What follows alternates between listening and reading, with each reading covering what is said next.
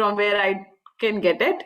So yes, we are starting. So is our host ready? Yes, ma'am. Yes, ma'am, I'm ready. Good evening.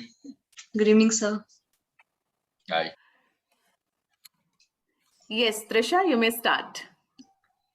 A very good evening to all the attendees who have joined us today.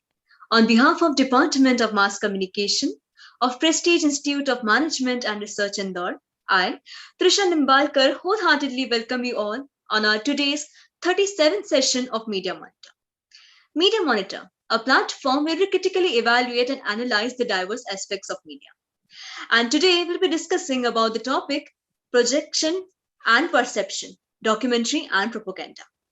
To discuss the same, today among us we have our keynote speaker, Mr. Aditya Seth sir, and among our panelists we have Professor Bhavna Pathak ma'am, Professor Zubair Khan sir, Sahil Chaurasia, and Harsh Vijayawardene.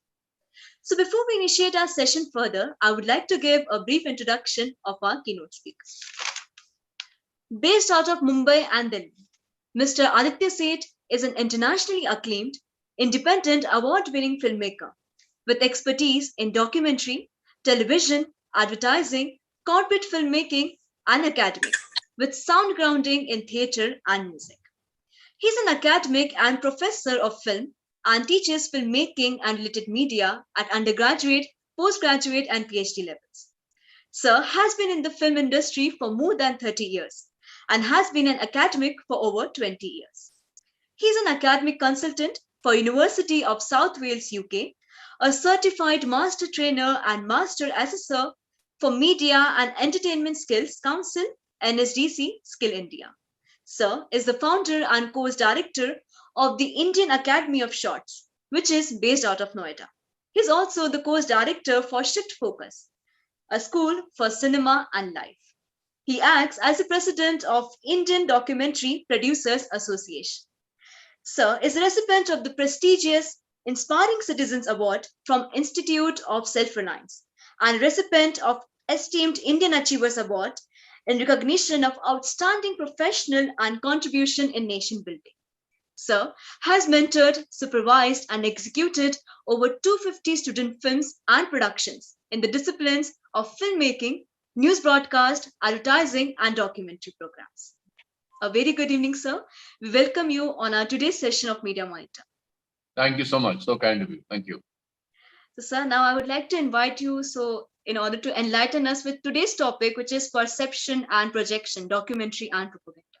Right. Thank you. Thank you, Trisha. Thank you, Bhavna ma'am. Thank you, all the other faculty members and the students and other people who've signed in. And I'm sorry about this delay for 20 minutes, I believe. But, in the technological world, we're always beset with terrorism of some sort or the other.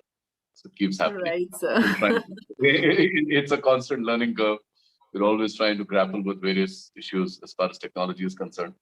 I've been fortunate to see this change from absolutely nothing. There was no technology when I was a child to a plethora of technology, which we have to grapple with on a daily basis. It's been an interesting journey. What I want to talk about today, now, before I start talking, this is going to be a slightly complex subject. And I just want to put a disclaimer out there because people tend to get emotional and worked up about these things, is that I am not politically aligned at all to anybody. I'm completely non-aligned politically. And what I'm trying to do here is only trying to demystify propaganda from a documentary perspective and from a perspective for helping or for demystifying for students or budding documentary filmmakers what they need to keep in mind, because it's a very thin line between documentary and propaganda. So there will be a lot of things that will come up which are in today's political context, which will come up in historical political context. But like I said, I'm not here to please anybody or displease anybody. I'm just here to state certain facts. So I don't want anybody to get worked up or emotional or whatever. And there are no holy cows. Let's be very, very clear. There are no holy cows. I will talk about just about everything and I will rubbish just about everything. Just to give you an example, I am personally not invested in anything either which ways. So let's be very cool and calm and objective and keep our minds open so that we don't get into arguments as we go along. let's keep it peaceful and let's keep it interactive. But at the same time, let's not get emotional about politics, because politics is the last thing one should get emotional about. The politician is only there to serve his own purpose and not ours. Let's be very clear about that from the very beginning till the end. So, ma'am, I needed to put that disclaimer out there because I've had certain issues with certain other sessions I've done and classes I've done. Because these days it's a very complicated and complex society we live in. So I just thought I'd put the disclaimer out there. Yeah, all right. I hope that's all right. Yeah. Sure, sir. Yeah. Thank you. Okay. So what are we really talking about?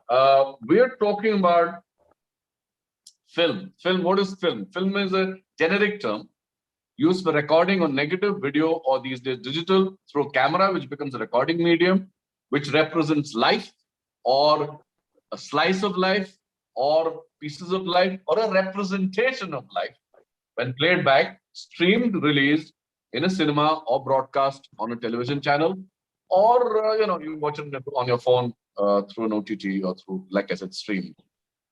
Documentary is what? A documentary is a documentation of an event, a phenomenon, or an issue. We are documenting things as they happen on an as-is, where-is basis to a large extent.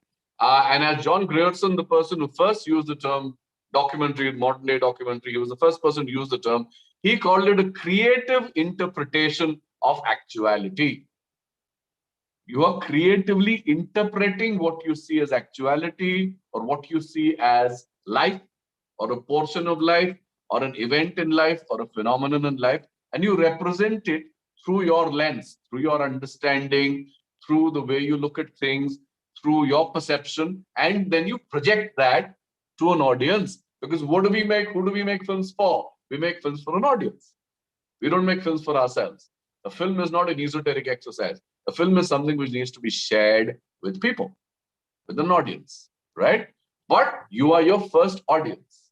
Always remember that. You are your first benchmark. You are the first critic of your own work. If you're not satisfied with your own work, then you would always be skeptical about sharing it with the world. Am I right? That's usually how it works. We always kind of try and do the best that we can. It's like preparing for an exam. We always try and do the best in our exam because we want to score well. Whether we score well or not is up to the examiner to a large extent. But that's the attempt. The attempt is to do well. The attempt is to be well prepared. And the attempt is to present well, to project what we want to say well, so that it is perceived in such a way which gives us maximum impact. So any film, be it fiction, non-fiction, advertising, television, corporate, whatever, is trying to make an impact, is trying to make people believe in, suspend their disbelief. I don't know how many of you know this term, suspension of disbelief. Suspension of disbelief is irrespective of what we know, what we believe, what our knowledge or experience is, we get involved in the journey of the story. So much so that even if you're watching something fantastic, even if you're watching dinosaurs, or we're watching Star Wars, or we're watching the hero of a film, Amitabh Bachchan, beating up a tiger, which is impossible, right? Because if a tiger slaps his face, his head will be going 250 miles from his body. But because we are so invested in the journey of the character and the journey of the story, we allow just about anything to happen, and we suspend our disbelief because we want to empathize with the protagonist in the story, right? So once we suspend our disbelief, then we can buy just about anything. Now, propaganda comes in here. Propaganda makes you or wants you to suspend your disbelief. Propaganda makes you want to believe in a system, a thought, an ideology, just about anything which is going to influence you by the information disseminated by the propagandist, who may be less concerned with crossing the line into fiction. Some of it may be fiction presented as non-fiction, presented as fact, right? Forms of propaganda range widely. It can serve a constructive purpose also, dissemination of information. If you go into what is information theory believes that all information is good information. All information may not be good information, and all news may not be fake news, but that is the differential that you need to bring in as an analyst to make a film. To understand what you're putting across to an audience, these things need to be kept in mind. So propagandist preys on these things, preys on hammering something into your head repeatedly to make you want to believe that this is the only truth that you need to engage, that there is no other truth. I'll give you one example. I rarely watch television now. I know it's not a good thing because I catch my news on other things and I have other means of entertainment. But I'll give an example here. There's a channel called Aaj Tak. I'm sure everybody's heard of Aaj Tak, right? And Aaj Tak is, I believe, the most popular news channel in India, if I'm not mistaken, as far ratings are concerned. I don't know about Republic because I don't like to watch Arnab Goswami. He gives me a migraine. But other than that, I think Aaj Tak is the most popular news channel on TV. And if you watch Aaj Tak these days with the UP elections, because I've been following the UP elections very closely. I think the UP elections are an important election. I'm not politically aligned, but I like to follow politics. And the way they present the upcoming election is as if BJP is the only runner in the game. The rest are all jokers and cartoons, and they don't deserve to be there. And there is a presupposition, or there is a preemption that the incumbent government is the only government, and they are the only people who have some sort of divine right to rule the state, and anybody else coming in should just be thrown into the gutter, who deserves zero respect, who deserves no time, space, nor opinion, which is, and that is blatant propaganda. That is seriously blatant propaganda. The state is using a private news channel, using the media to completely disseminate the opposition even before you are at the turnstiles. So what is that doing? That is building public opinion on behalf of the state, on behalf of the incumbent government. So somewhere, if you are a voter in UP today, you would be forced to believe by, if you keep watching these news channels, especially like I said, Aaj Tak. I don't watch too much, but I was watching Aaj Tak the other day, so which is why it's in my mind, top of my mind recall. It's like if they keep hammering this in that, oh, ye bewakoof hai, wo gadha hai, oh, he's not worth anything. No, they don't use these terms, but that is what is, projected. That is what is, we are made to believe that everybody else is useless other than the incumbent government. And that is propaganda. That is making you want to believe that this is the only way to be, this is the only ideology to follow, this is the only alternative. Like the choice is clear and the rest is all rubbish. That is propaganda. And that makes you suspend your disbelief into, irrespective of what you see around you, irrespective of the other stories you hear, irrespective of all the social re-engineering that is happening around you, you are made to believe that whatever is happening is in the benefit of society at large, therefore is going to be beneficial to you. Other than you wanting to know or believe or understand, or you already know that that's not right. But you're kind of brainwashed, believing this is the only thing. Right? There's nobody else. That is propaganda. Right? I have nothing against the incumbent government. I have nothing against Aaj Tak, but I'm giving you an example. Like I said at the very beginning, I'm going to disseminate and demystify things on an as-is, where-is basis as pure fact, which is primarily observatory and experiential. I have no agenda, none whatsoever. Whoever wants to come to power will come to power. I have nothing to do with it. It doesn't matter to me. But it should matter to students of film and students of documentary who want to make films tomorrow. They must know what is this thin line between documentary and propaganda. Because then how will they otherwise disseminate right information? When I say right information, information which is objective, information which is cohesive, information which is synergistic, information which is well-researched. There is no alternative for good research as far as documentaries are concerned. You have to know your subject 360 degrees. There is nothing you cannot afford to not know about your subject. Because anything at any time can come up, which can always come in opposition to what your proposition in the film is. You got to be very clear about what you're saying. And remember, news is made up of 24-hour cycles. A documentary is made up of multiple 24-hour cycles. A documentary documents change over a period of time in a phenomenon in society, which remains a document for eons, for years to come, as a reference document for others. For people to look back and see, okay, this is what happened at that time, right? This is what is happening today. So you compare, you connect, you analyze, and you infer, and then you come to a conclusion.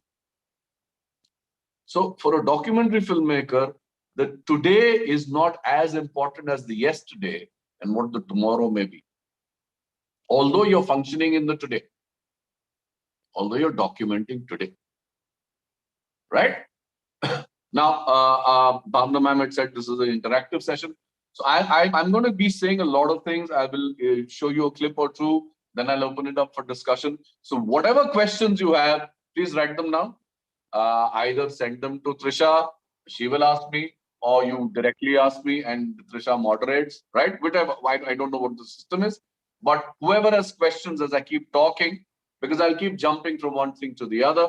So any doubt, any confusion, any clarification required, kindly write it down and I'll be there to answer all your questions as we go. So I hope there is no issue there. Is that fine, ma'am? Yes, sir. Sure, sir. If anybody want to, ask question, they can even type in chat box as well, or directly also they can talk. No issues. No issues. Yeah, but I mean, I, they can I, just. I won't be able to access the ad box. So one of you, Trisha Yeah, or yeah. whoever, We will can see just the question. moderate. Yeah. Yeah. Thanks. Yes, sir. Thank you. Yeah. All right. Yes. So just coming back to the definitions before I go further, I hope I've been clear thus far.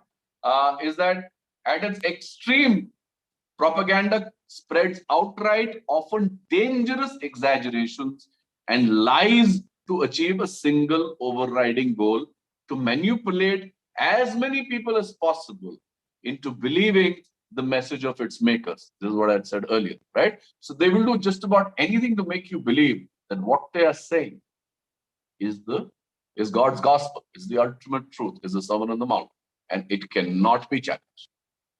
It cannot ever go the other way. Now, from the 1920s, 1915s, 1920s, propaganda films actually started in Russia in a big way around the Russian Revolution, and then it kind of came out from Russia, and then one of the biggest movements of propaganda film, or the usage of propaganda film, and I'm going to discuss this film in a larger perspective with you guys, is this filmmaker called Leni Riefenstahl. Leni Riefenstahl was Hitler's documenter. She documented Hitler's life, the Nazi Party's functioning, existence, and promoted it. She said, I only shot what I saw on an as is where is basis, whereas the critics say that everything was staged for her so that she could show Hitler in this larger than life and the Nazi Party as the only alternative for the German people. So we will get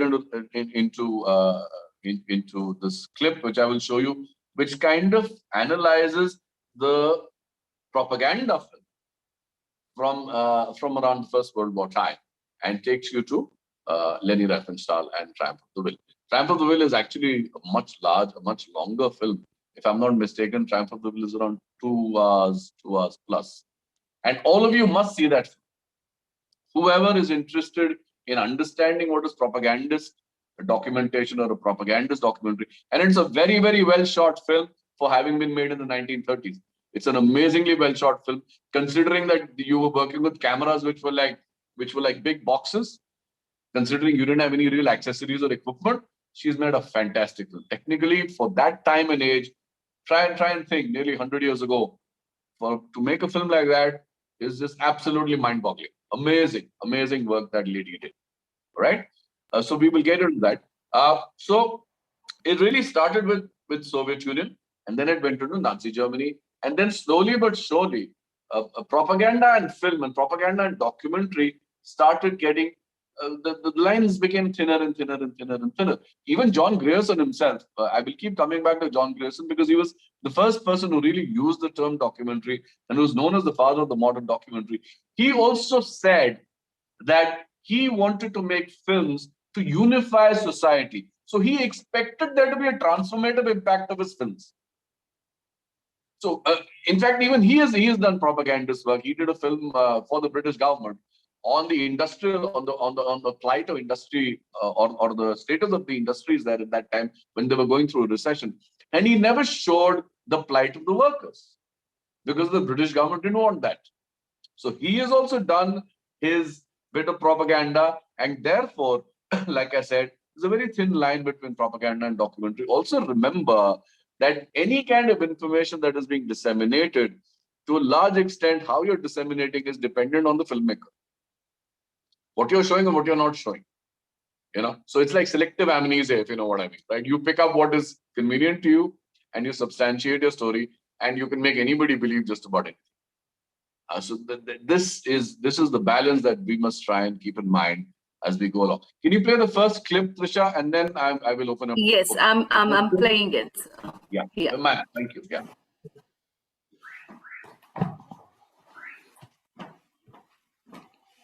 It's everywhere. The word can basically be applied to any kind of media that's designed to change the way you feel or influence your actions. And this means it Can you can go back to range the from beginning simple again, ma'am, and make the screen messages, full? adverts.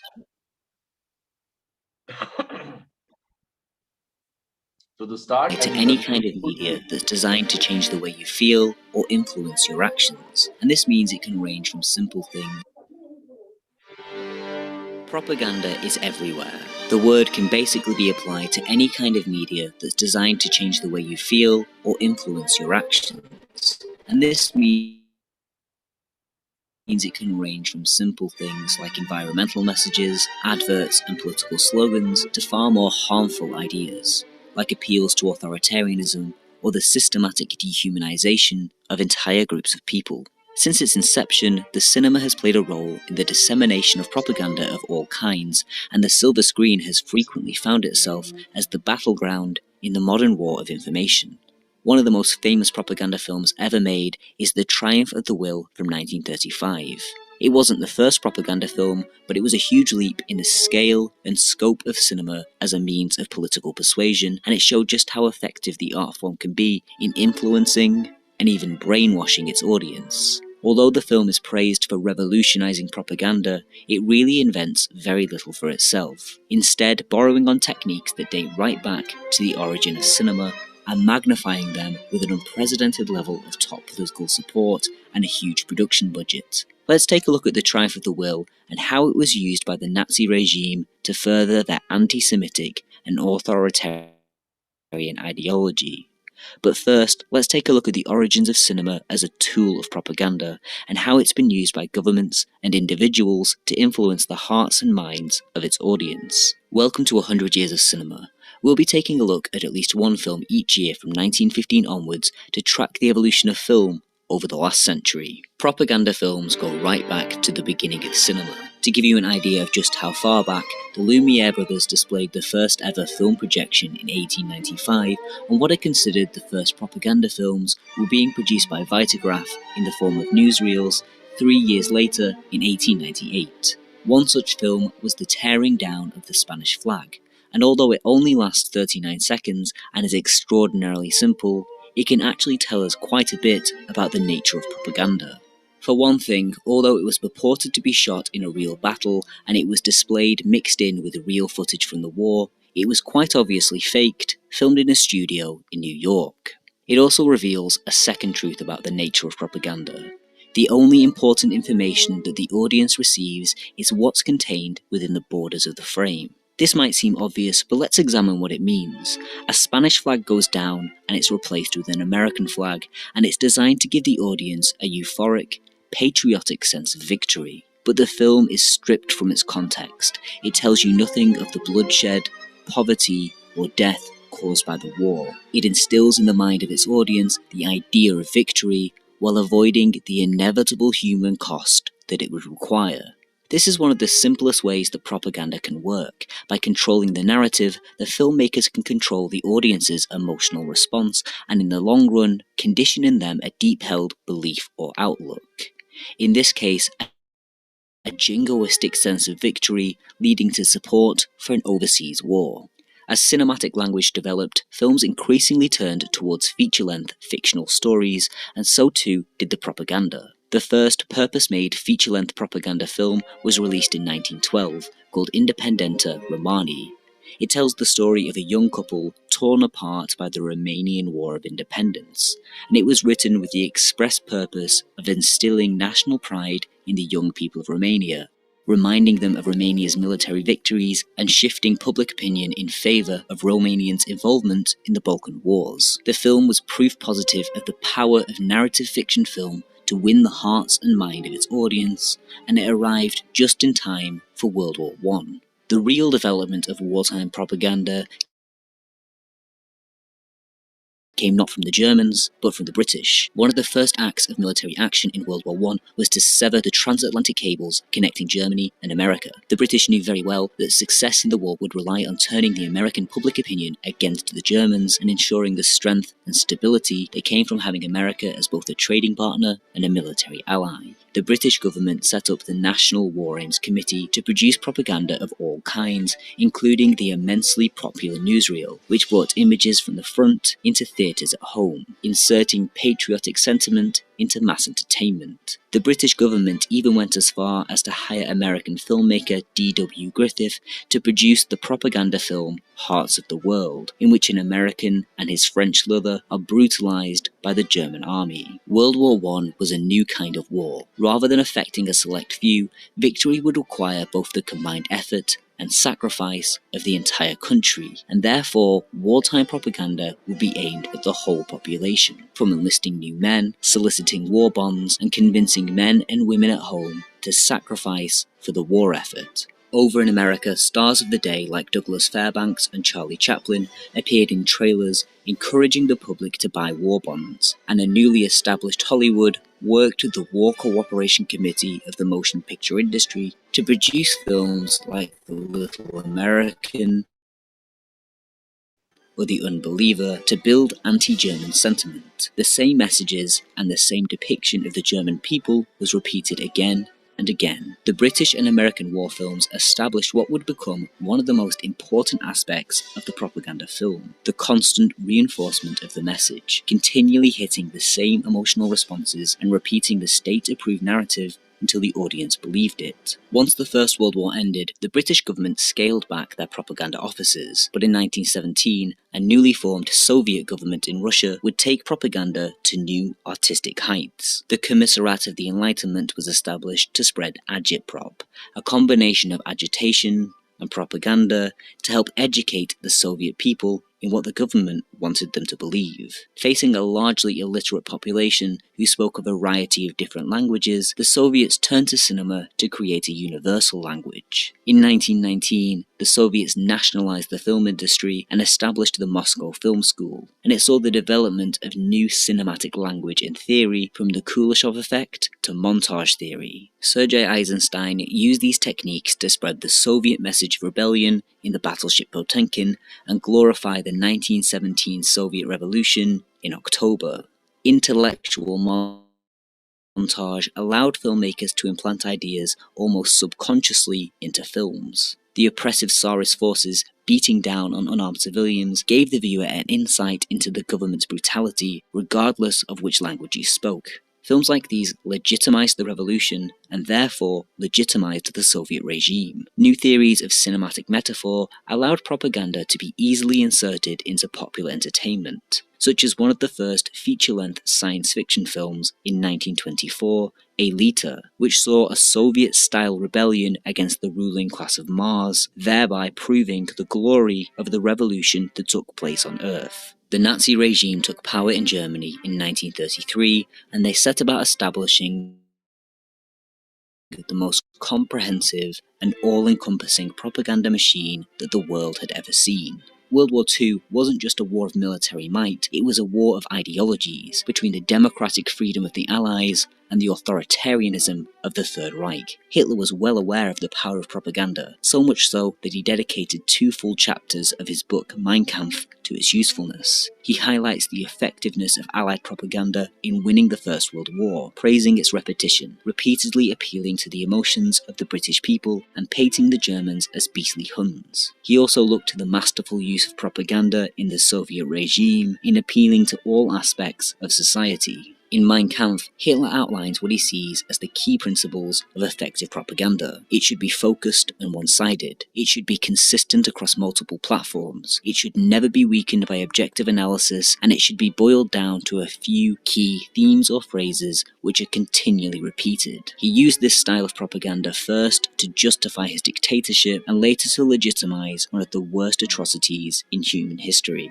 In Book 8 of the Republic, philosopher Plato describes a fictional democratic city. Plato asserts that the freedom of democracy could be undermined by a cunning manipulator, who by using the language of freedom and the disguise of the people's protector coerces them into voting against their own self-interest, willingly trading their democracy for authoritarianism and tyranny. In the case of the Third Reich, this cunning manipulator wasn't Hitler, but Joseph Goebbels, head of the Nazi Ministry of Propaganda. What separated the Nazi propaganda machine from the British or American was that the Nazis operated total media control with the goal of complete indoctrination of all of its citizens. Every meaningful aspect of culture that could be consumed, from the press, radio, theatre, art, music and cinema, was produced or approved by the regime, and it all pulled towards the same goal of conditioning the German people into believing the racist, authoritarian ideology of the party. It's the propaganda of Goebbels that gives us the images of Nazi Germany that we have today. He's responsible for creating the depiction of Hitler as a master orator and a genius political tactician, and his campaign of indoctrination helped transition Germany from the relative freedom of the Weimar Republic to the tyranny of the National Socialists. And one of the tools that he used to do that was the Triumph of the Will. Triumph of the Will is a semi-documentary take on the 6th Annual National Socialist Conference in Nuremberg in 1934 by director Leni Riefenstahl. It covers 4 days worth of speeches, parades, and citywide celebration. It's edited together out of hundreds of hours of footage, and it unveils the core message of the conference without commentary or intertitle. Although it's often praised as revolutionizing the art of film propaganda, it actually adds very few techniques of its own, instead drawing on the decades of development in propaganda that came before. Let's take a look at the propaganda techniques in The Triumph of the Will and how they're used to advance the Nazi ideology. Sometimes when looking for the aims of a piece of propaganda, you needn't look much further than the aims of the people who produced it. Hitler was appointed Chancellor in Germany in 1933. In February, he used the burning of the Reichstag to suppress civil liberties and remove political opponents from power. In March, he passed the Enabling Act, allowing him to enact policy without approval of Parliament. And in June, he took one of the final steps towards complete consolidation of power in the country. The Night of the Long Knives, a systematic slaying of anybody who might challenge him, including those from within his own party. Having secured political power, Hitler looked to use propaganda to downplay the violent treachery that gave him his position and inspire unconditional loyalty and support for him and his party. Although it's presented as an objective fly-on-the-wall documentary, this is the true aim of The Triumph of the Will. The opening shots give us a glimpse into the kind of imagery that we can expect from the rest of the film. Aerial shots of pure white cloud give way to the city of Nuremberg. We see the St. Lawrence Cathedral draped in the Nazi flag, and immediately the parallel is drawn between the regime and religion. Then as the plane lands, Hitler emerges as if descending from heaven. The very first depiction of Hitler engenders him with a divine status. Riefenstahl shows us seemingly endless crowds of loyal, awestruck supporters, all looking to Hitler as saviour. Hitler is adored by all, adults and children, civilian and military. The arrival of Hitler in Nuremberg is that of a messianic figure. Borrowing from British propaganda, this point is hammered home. Look at these million supporters, again and again, and again and again. Low shots of Hitler paint him as the supreme leader, towering above the masses, almost godlike in his unchallenged authority. The film hits the same notes over and over: camaraderie, obedience, loyalty. An intellectual montage lifted directly from Sergei Eisenstein and Soviet propaganda show Hitler as he walks through the crowd, shaking hands with his troops, intercut with repeated artillery fire. The parallel is clear. Through unity and loyalty to Hitler comes military. Ma'am, the screen has changed. The film is not there anymore. My email is there.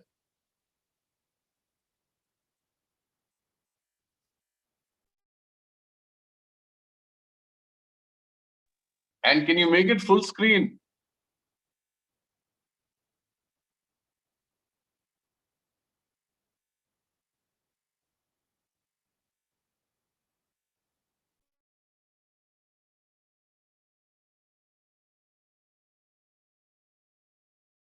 Of the horrors of the war that started 20 years earlier. We're later introduced to people marching in traditional German dress, and as they shake hands with Hitler, the suggestion is that this is the return You can make it full of screen, ma'am. Germany's pre-war glory. Is Building on this, is the we're screen also visible to reminded of the everyone? sacrifice made by Yeah. those who fought in the war. Yeah, that's Traditional folk tunes are slowly replaced by more militaristic music. Comparisons are drawn between sacrificing yourself for your country and immortality. The film is calling on Germany's young to give themselves for the cause of the Third Reich, and with Hitler, rebuild Germany like a phoenix from the ashes. The entire film is pointed to one message, and it can be summed up by the closing lines of the film. Die Partei ist Hitler! Hitler aber ist Deutschland, wie Deutschland Hitler ist! Hitler siegt! Triumph of the Will is often heralded as a crowning achievement in cinematic propaganda, but at its heart, it's no more than an elaborate version of tearing down the Spanish flag from 1898. Though it borrows from the authenticity of the documentary medium, and Riefenstahl insisted that the film was an unbiased representation of true events, the truth is that the whole conference was staged and orchestrated specifically for the film. Riefenstahl helped organize events, had a hand in the overall design, and even had bridges, towers, and ramps built in the city centre to magnify the effect of the conference on screen. The film is a carefully staged and managed event designed to pull the National Socialist ideology from its context. All the information that the audience receives is contained within the frame, and anything external to the borders of the screen is unimportant. The film does not deal with policy or argument. Every frame is designed to appeal to the audience's emotion while willfully disregarding the violent, thuggish behaviour that helped get Hitler to power. Though the film does mention the ideas of racial purity, it purposely does not reflect the persecution of Jewish, black, disabled, homosexual, or Roma people that was already well underway by 1934. This kind of propaganda is so effective that even today, more than 80 years later, there are still people who purposely disregard the unprecedented horror of the Holocaust, the systematic slaughter of over 11 million people, and allow themselves to be swayed by an unthinking, staged appeal to their emotions. Far from the genius work of art that its reputation would have you believe, Triumph of the Will stands as a testament of the ability of blunt emotional attacks to overwhelm rationality, and it's evidence to the necessity of media criticism. Propaganda still affects us every day. Although the technology behind it is much more developed, it still operates on the same basic principles. So if a piece of media, particularly one from a government or a political group, has made you angry, or scared, or elated, ask yourself what information has been included and what context has been left out. Why was that particular emotional response targeted, and who stands to gain from exploiting it? Hey, thanks for watching 100 Years of Cinema. My name's That's it, Charlie. ma'am. You can I want stop to it. say a massive thank you to all of you Okay. who support me on Patreon, Yeah. including Right. I hope all of you understood and watched it carefully. Now, what is most important is what is said towards the end, is what is being shown repeatedly to get an emotional response out of you, and what is being left out. What is being left out is more important than what is being shown as far as propaganda is concerned. And if you want to be communicators, if you want to be a good documentary filmmaker, you must know what you're leaving out and what you're including, so that you don't end up making propaganda. So therefore, any kind of a documentary must include the entire spectrum, 360 degrees of the subject in the film, whether overtly or covertly, whether it is completely stated or whether it is a supposition, it must be included. Everything must be included as far as whatever event, phenomenon, or issue you're trying to document, whatever phenomenon or issue you're trying to project to a larger audience. Otherwise, you are going to end up making a half-baked film, and you just might end up making propaganda without necessarily wanting to make propaganda. And what happens in the end? You end up perpetuating concepts which are detrimental to the benefit of society instead of it being beneficial to society. So much so that it can be dangerous, like in Leni Riefenstahl's work, and everybody knows historically what Hitler did to the world and what Hitler did to 6 million Jews. He killed 6 million Jews because he had a problem with Jews, and he made everybody believe that Jews are the problem and not the German Reich, not the Aryan race, supposedly, the pure race, right? The same thing gets translated into race, white versus black. The same thing gets translated into religion. The same thing gets translated into the us versus them narrative. There is always an us, there's always a them, and there is always a threat perception created that we are threatened by them. Right? It's very simple. It comes from economics. It comes from a concept called dialectical materialism, which was put forth by Karl Marx. Now, I'm not a leftist. I'm just trying to make you understand what I'm saying. What Karl Marx said was, in life, there is, on one hand, there's a thesis, which is need. On the other hand, there's an antithesis, which is desire. And desire overwhelms need. And we keep trying to fulfill desire. As we try to keep fulfilled desire, need gets waylaid and desire takes over. And this whole dialectic keeps going up as a spiral, an endless spiral where we are only trying to fulfill desire and we are neglecting need. In the process, we are creating a lopsided balance in our lives and therefore in society, because society is made up of us.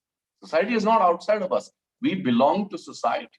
We make society. We influence society, and we are influenced by society. So we must understand that where this dialectic comes from. And now in this dialectic, what happens?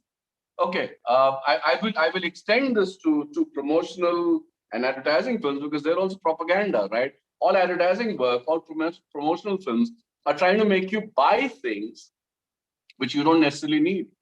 I have a whole course around this, which I've constructed. In advertising, we are always made to consume, whether we need to consume or not.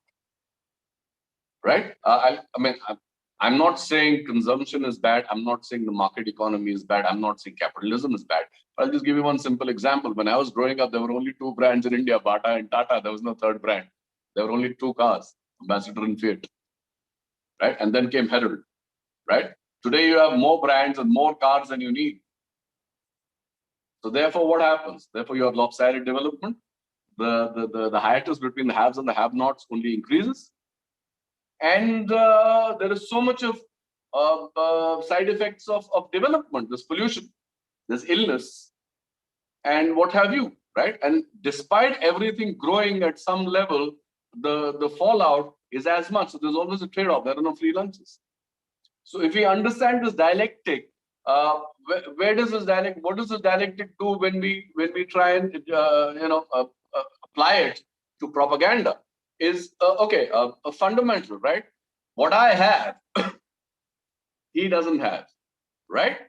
But he's trying to take it away from me. That's one. Flip it around in terms of advertising and promotion. What he has is what I aspire to get. So, uski sari, meri sari se safed kaise? Super inki chamkar. Right? Now, turn this into the political metaphor. Turn this into the war metaphor. Turn this into the threat metaphor. That if he exists, he is going to take away what I have. So a threat perception is created in my mind that I am insecure because he's going to take away what I have. He is inferior to me. I am superior. I have the divine right, or the racial right, or the religious right, or the societal socioeconomic right to rule over him, or to not allow him to take away what I want. Because I'm threatened by him taking away what I want, I have a right to attack him. I have a right to put him down because there's a threat perception created in my mind. The biggest example of this is the attack on Iraq, and which has been proved to be completely false today. A threat perception was created by George Bush in the minds of the world that Saddam Hussein had weapons of mass destruction. Saddam Hussein had none of the sort. Saddam Hussein was a dictator, and at some level, Iraqi society was fairly all right. They were functioning fine, right? Because George Bush Sr., that is George Bush's dad, had to face attack in Kuwait, where Saddam Hussein was trying to take over Kuwait. The first war, the Gulf War, that's the first time we saw war on television. That's when CNN came into its own, right? Most of you kids wouldn't have been born at that time. But the first time we saw war live on television was on CNN, was the Kuwaiti War, was where the Americans fought the Iraqis in Kuwait. And they had to leave with their tail, tucked under their feet, in their backs. And they lost a lot in that war. Now, George Bush Jr. wanted to avenge what happened to George Bush Sr. So he created this entire narrative.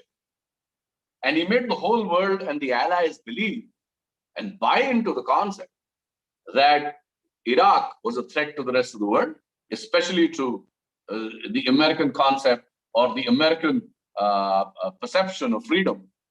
And it was under threat.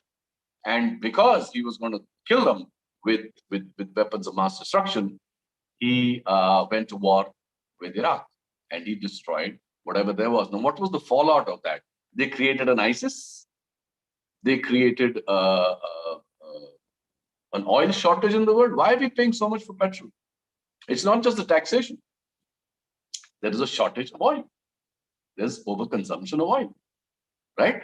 So we have to move from an oil-based economy to non-oil-based economy, and that is happening at some level, right? And I think our government is also doing wonderful work as far as that is concerned. But that's not the point. The point I'm trying to make is that you create a narrative, you create a bogeyman. It's like जब हम बच्चे थे, और खाना खा ले, नहीं तो भूत आ जाएगा, खाना खा ले, नहीं तो कुत्ता काट लेगा, सो जा नहीं तो गब्बर सिंह आ जाएगा. तो आप एक गब्बर सिंह बना दो, एक भूत बना दो. ओके, उस भूत का नाम लेते रहो, 1 दिन, 2 दिन, 3 दिन, 4 दिन, 5वें दिन आपको नींद नहीं आएगी कि वो भूत आके मेरे को काट लेगा, या वो भूत मेरे में घुस जाएगा, या भूत मेरे को डराएगा, या भूत कुछ कर देगा मेरे. तो अगर आप एक झूठ को बार बार बोलेंगे तो झूठ सत्य हो जाता है. हम उस झूठ को मानने लग जाते हैं. ये प्रोपेगेंडा करता है और ये डॉक्यूमेंट्री भी करती है. लेकिन आपको ये मद्देनजर रखना चाहिए, इज योर फिल्म डिविजिव और is your film unifying? Are the concepts you're putting forth, is the narrative you're putting forth, is the story you're putting forth benefiting society in the long run? We anyways are an extremely complex society today with a whole lot of problems. And COVID is only one of them. Trust me, COVID is the beginning, is the tip of the iceberg. There are many more viruses up ahead. Trust me on that one. I'm certain about this. Right? Now, we've brought ourselves to this. For whatever reasons, socio-political, economic, developmental, systemic problems, overpopulation, lack of resources, population management. All these are issues which have brought us to this stage today, right? Where masks have become, a mandatory in our lives. Social distancing has become mandatory in our lives.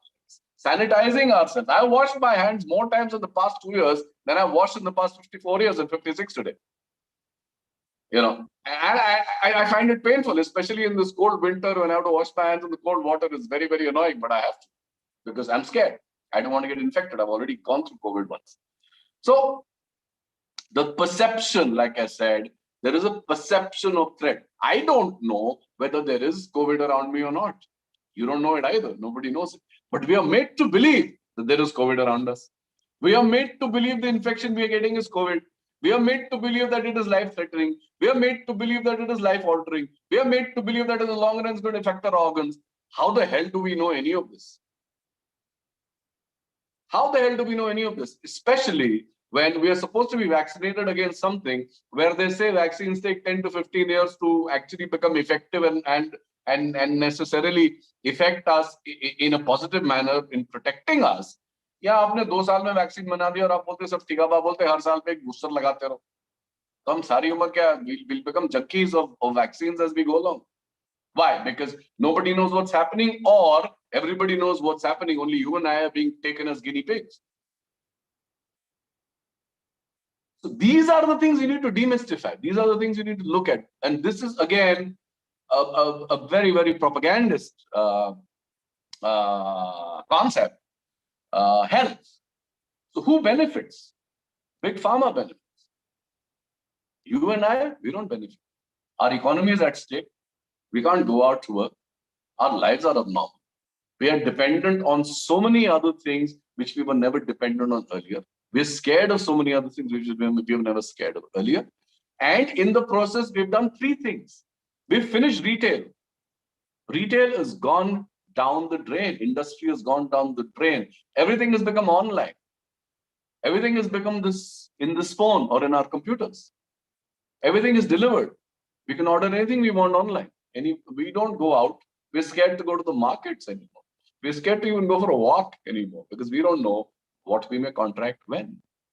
So we are being more and more and more isolated, marginalized, and being put into a box and said, all right, now live out of the box. Because once you're in a box, it's easier for the powers that be to control us. And the moment we go out of control, another variant comes. Think about it. I'm giving you a scenario. I'm not sure if I can substantiate this fact. I'm just giving you my analysis, right? Similarly, the war metaphor is very similar to this.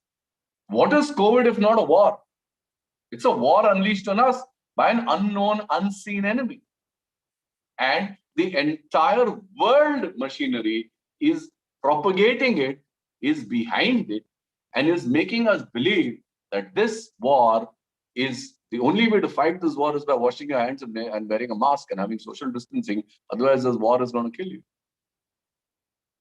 I'm not so sure. I'm not so sure how many people have actually died of this and not of other things. And we're made to believe they've died of this. Right? On the flip side of it, now look at the flip side of propaganda here. I'm talking about Delhi. I know you people are from all over other parts of places. You're in Indore and other places. In Delhi, in the second wave, there was a huge shortage of oxygen cylinders. Many people went on to ventilators. Many people had their lungs collapsed. And I know personally, I've lost a lot of friends who died because they were hospitalized and their bodies couldn't take it anymore. And there was either a problem with the steroids, or there was a problem with the hospitalization itself, or there was a problem with lack of cylinders. And then you have the Minister of Health going to Parliament and saying, nobody died because of lack of oxygen cylinders. Now, what kind of propaganda is that? What kind of propaganda is that? Because you can keep trying to fight and by observation or by experience, keep hammering your problems in and trying to figure out that, boss, take cognizance of the fact that something has gone wrong. But if the state refuses to accept it, you can't do much at the end of the day because before you know it, another variant is on you. Right? That is again propaganda. Just give me a second. My phone battery is going. Just give me a second. I'll just put my Sure. charger up. Give me a Sure, minute. sure. Yes, Sorry. sir.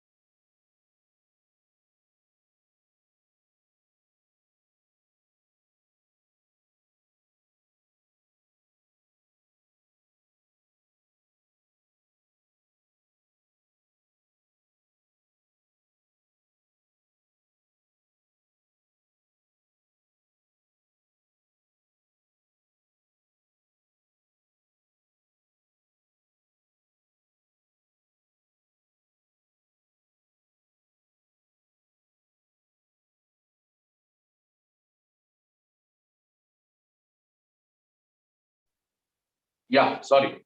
Yes, sir. Yeah, my apologies. All right. Okay. Should I take some questions now or should I take some questions a little later? Ma'am, what do you suggest? As you wish. I mean, if the panelists want to ask question, because even I want to ask, because I was Yeah, just okay, teaching them. let's take some questions because then I'll take it to the next level. Fine. Let's take some Sure, questions. sure. I just want, I mean, I have one question. And the question is, I was teaching them about the radio documentaries. So when I was just telling them about the documentaries, which is, then I came to know, like, documentaries should be based on facts. But here you are telling, I mean, like a very thin line between the documentary and propaganda.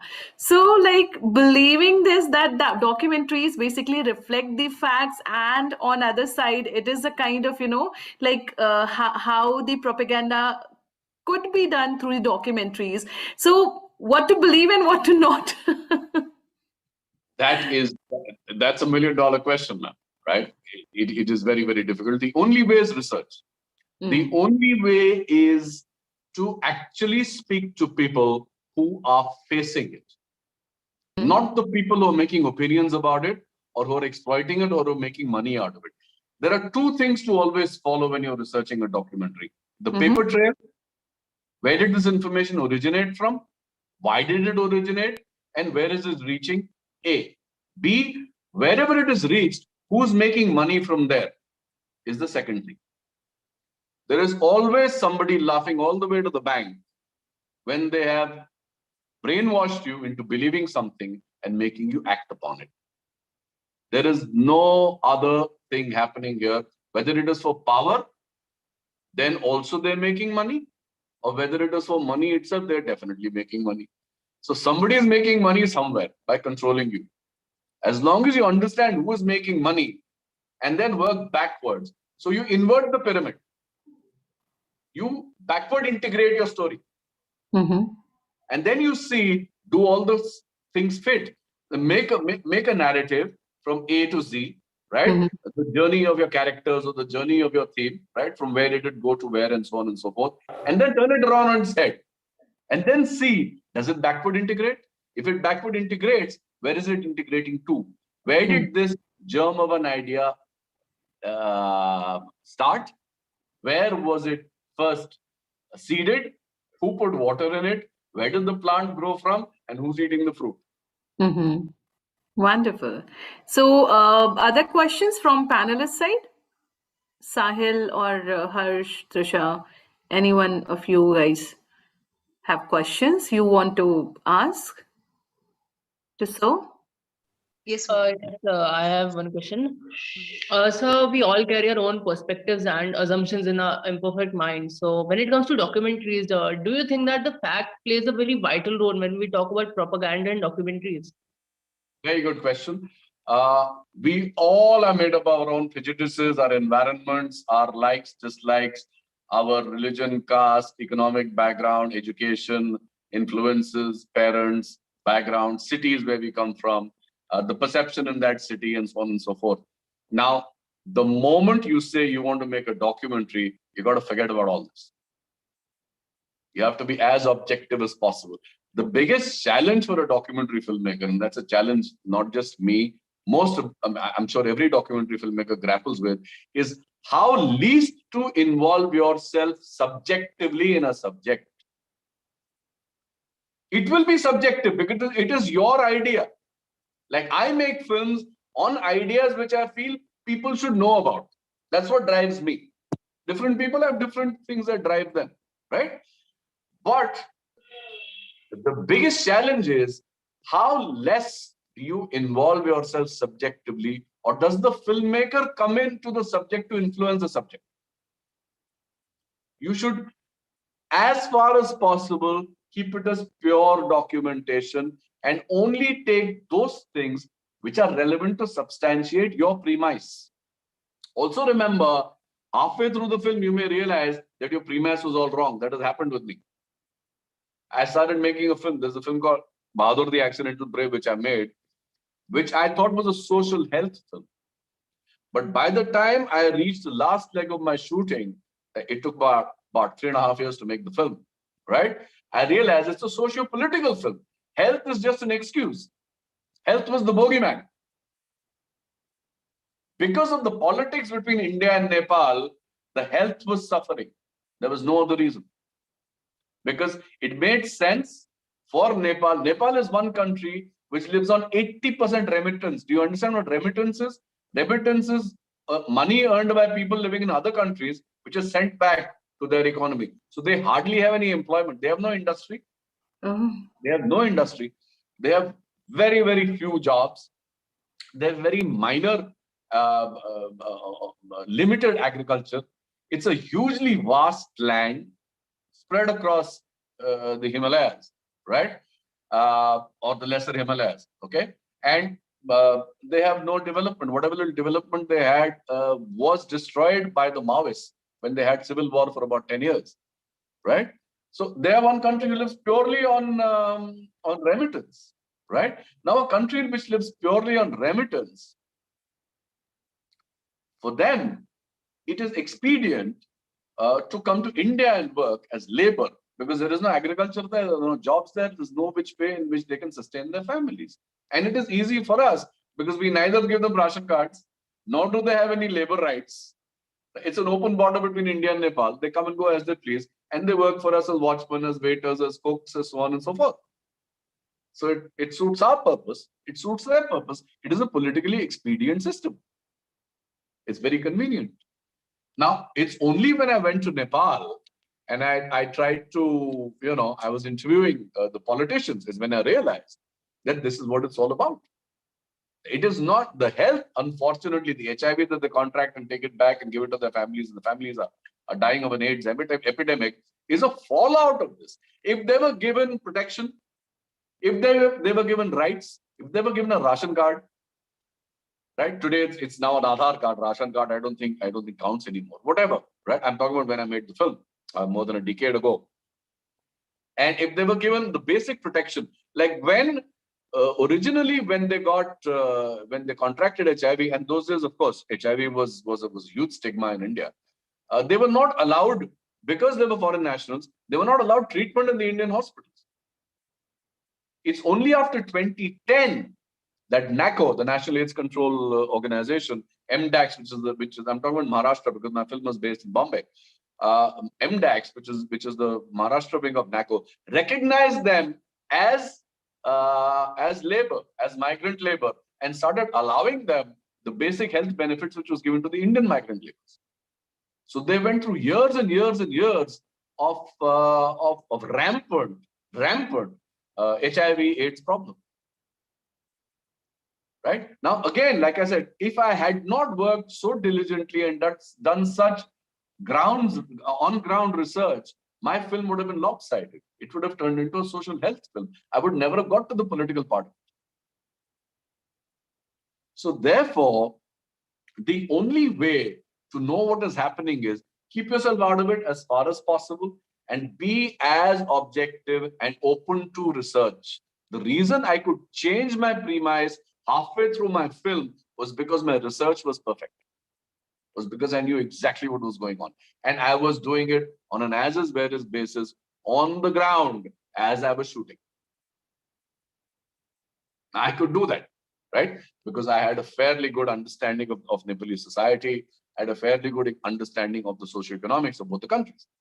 Because I had read, I had studied, I had met the people, I was constantly in touch with both sides of the border. So I could incorporate it and I could make a fairly comprehensive film. If I had not done that, my film would have been lopsided. Right? Similarly, it is very important for us not to become subjective in any film that we are making. A documentary filmmaker has to be a fence sitter. You have to sit on the fence. You can't take sides. You have to be objective. Otherwise, you're a propagandist. You can't be a propagandist. Like I said, it's a very thin line. And yes, we're all human beings. We're all emotional people. We get carried away. Sure. Right? But be a filmmaker first. If you want to be an activist, let the activism come from your film. Don't be an activist who want to make a film. You're going all wrong. Film is not a medium of activism. I don't believe a film can change society. A film can at best influence you to think. What you do with it is up to you. Nobody can force you to change because you've seen a film. No film brings a revolution. No film brings a revolution. But a film can influence you into thinking a certain way and taking action in a certain way. If you wish to take action. Most of the time we watch a film, it gives us some food for thought. We start thinking about it. Then life takes over and we forget about it. We don't necessarily think about it after that. There are very few people who take action on the thought, which has kind of been, life-changing or transforming in a certain way, in the way they think or in the way they want to pursue or act in life. Some people do that. But that is a very, very minor part of the populace. The majority of people will watch something, would think about it. Maybe what they've thought about would help them in growth as an individual or in their efforts in society. But it does not necessarily revolutionize anything at any level. So as far as possible, be objective. As far as possible, keep your subjectivity out. And look at whatever you're shooting dispassionately, logically, well-researched. Look at it as a subject that needs to be documented. And then create your narrative around it. It's not easy. It comes with years and years and years of work and years and years and years of training yourself. For me, I've trained myself over the years to be like that. Right? Oh, I'm so sorry. Whatever. One second. Okay. I don't like working with phones. मैं तेरे पे भरोसा कर लूं, ढंग से चल रही हो। मैं भी अच्छी ड्राइवर हूं, नहीं?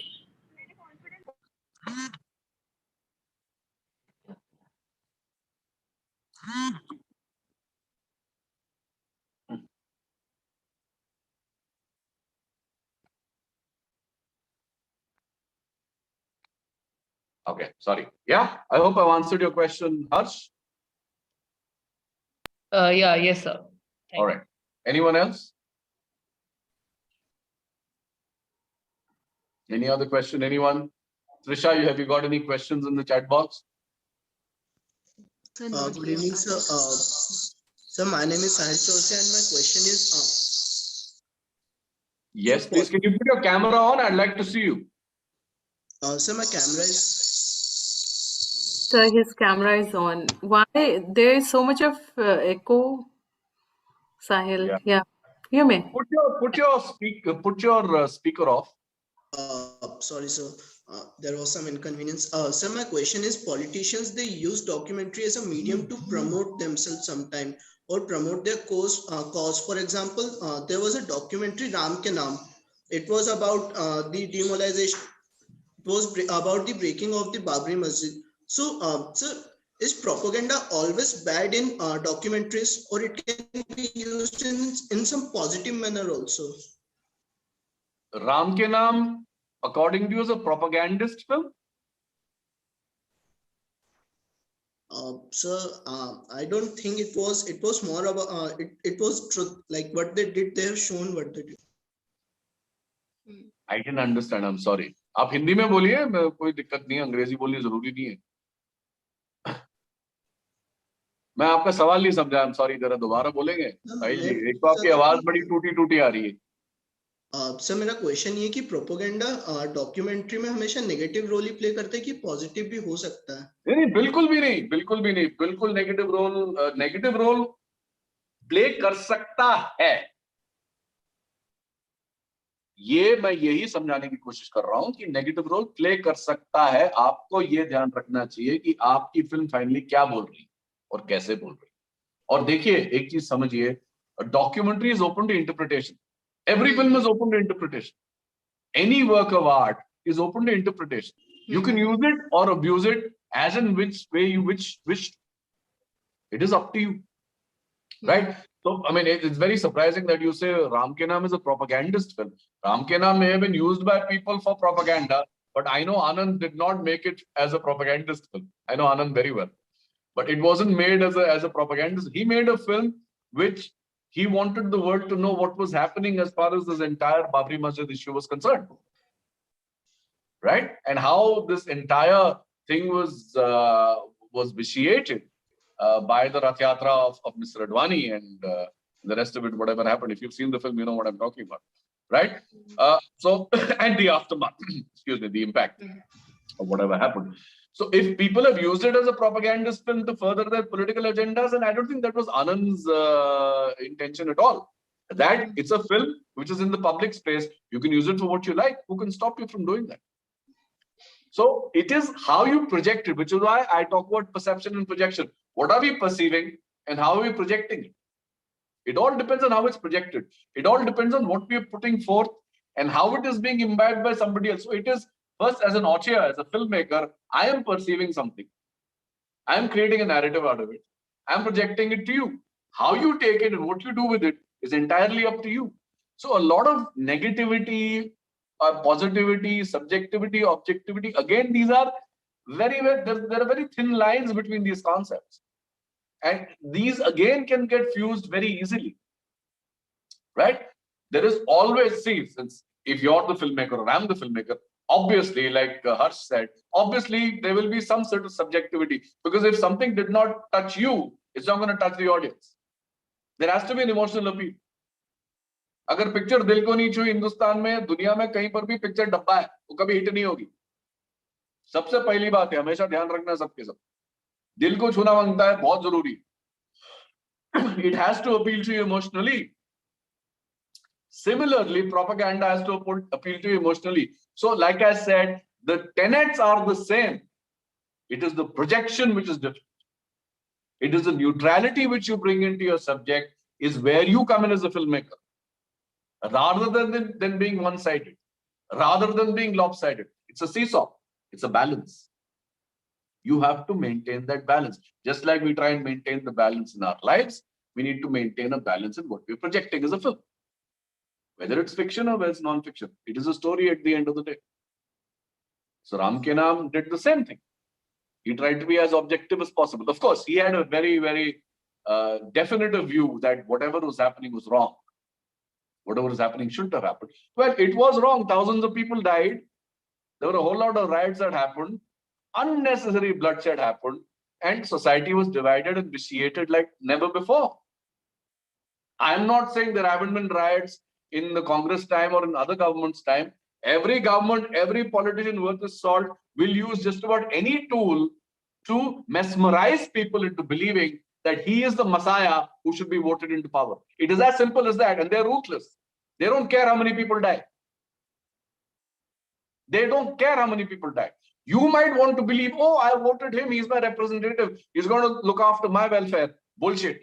He's only looking out for his own welfare. He will only keep coming back to you every few years asking for a vote. Are you holding him accountable? No. Is he accountable? No. Is anybody asking him questions? No. He is using the funds which is given to him for development, for developing his own family, right? For making money, giving contracts, being corrupt. They all do the same thing. I'm not saying every politician is the same, but majority are. Irrespective of party, irrespective of color, irrespective of ideology, they're all the same. Nehru did the same thing. You think propaganda is something new? Nehru did the same thing. Nehru got feature films made, which were eulogizing his ideology as a prime minister. The Information and Broadcasting Ministry, when it was made in Nehru's time, it was obviously the first government, right? For him, it was to disseminate information about what the government was doing and how the government schemes are beneficial for the people. It was not for entertaining you. And the people's perspective was never included in those documentaries. It was always a voice of God, a third-person narrative, showing you as a winner, it's a guided tour. Taking you on a journey and telling you this is what you need to look at, this is how you want to look at it. It was blatant propaganda, films division films which were made earlier. Blatant. It was completely one-sided, which never ever included a voice, an interview of people who had something to say, who were actually either the beneficiary or the people who were being exploited. They were never taken into account. The people taken into account was only the third person voiceover, God's voice, and the visuals that were substantiating that voice. It's only after the emergency in 1975 when people realized that none of the schemes were necessarily benefiting the people, they were only benefiting the government. And there was rampant corruption.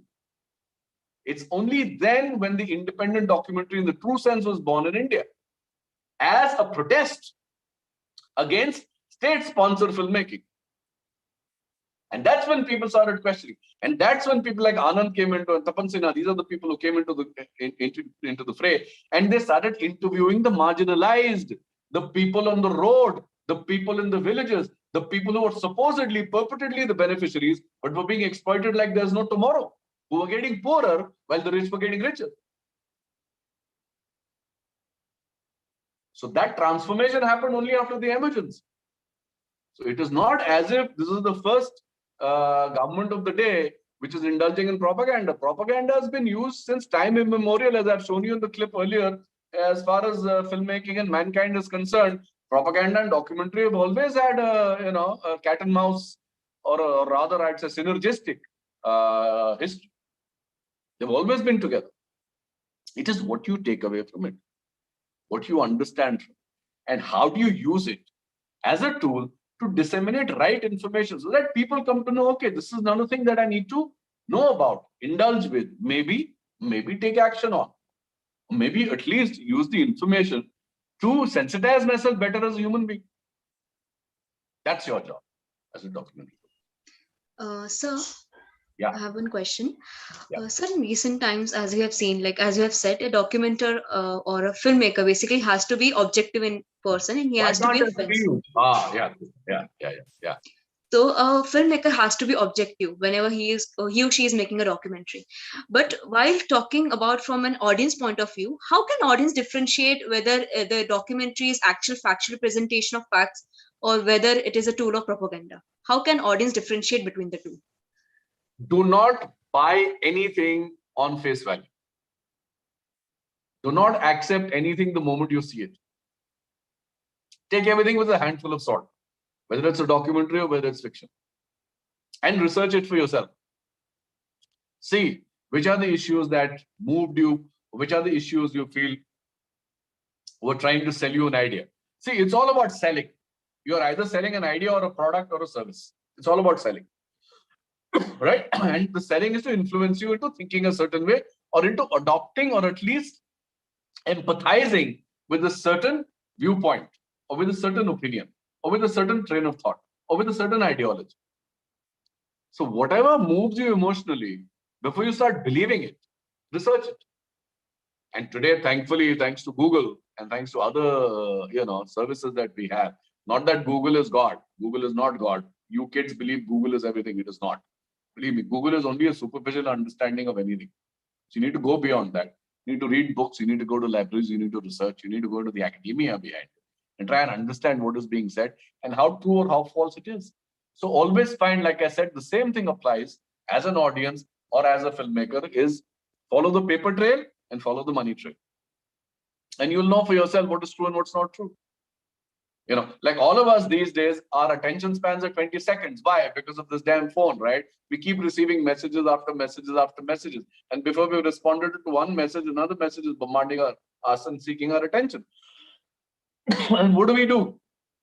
Something which because there's a shortage of time and we need to engage with everything. So before we can engage with it, before we've even completely assimilated that information and we believe it to be true, we forward it without really understanding the impact of that forward, without understanding ourselves, whether it's true or it's false. It may be in the guise of God's gospel. Just because it's in the guise of God's gospel doesn't make it God's gospel, doesn't make it the ultimate truth. You got to be very careful with how you disseminate your information, which is why I said earlier, research, know your subject, know what you're talking about. Be absolutely clear and be aware. As a communicator, you have to know what's happening in the world. You have to be very, very aware. You kids don't even read newspapers. You must read newspapers. You have to read newspapers. Just watching,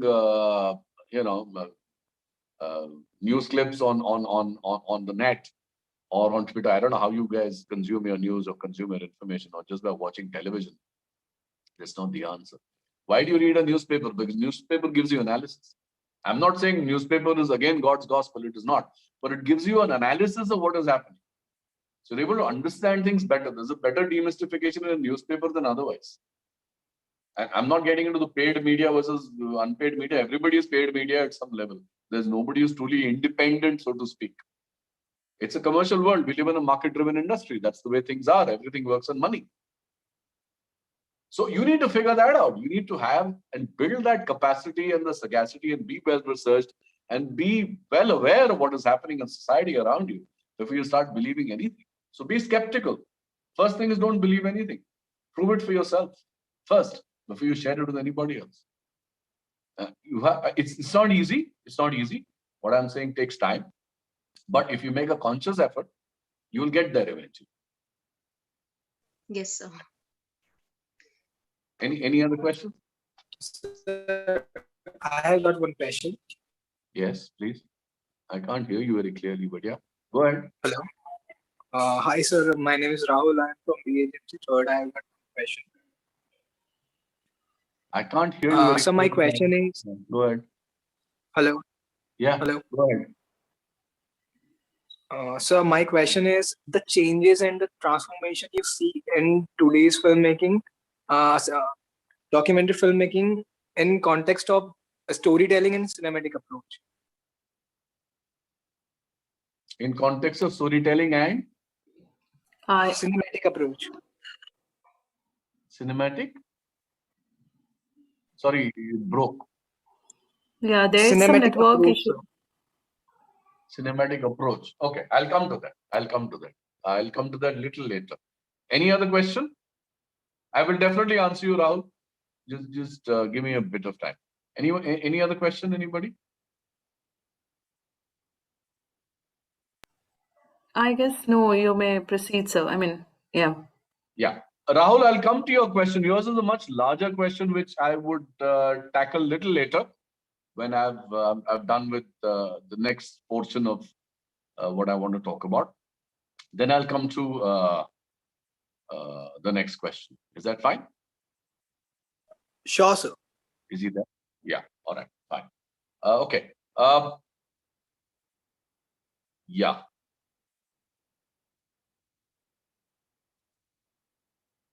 Ma'am, can you play the next clip, TFI? Sure. India? Yeah. Thanks.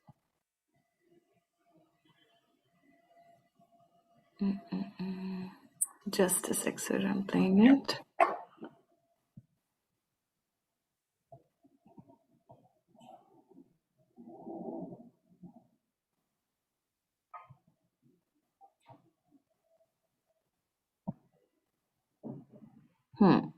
Just a minute.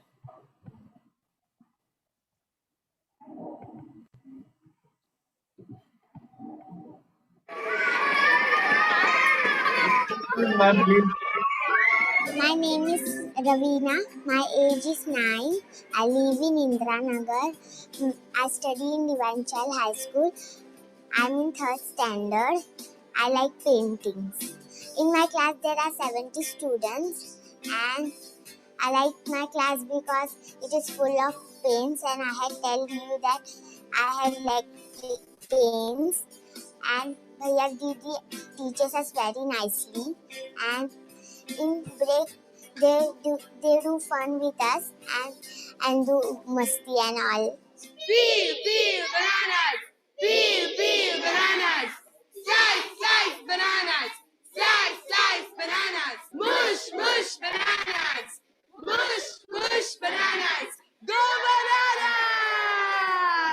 They know my good qualities and they help me improve with those good qualities. And they give me a courage to do hard work. That's why I like my teachers. When my teacher was Fiona ma'am and Barrow sir was not there, first I don't know even how to write one sentence.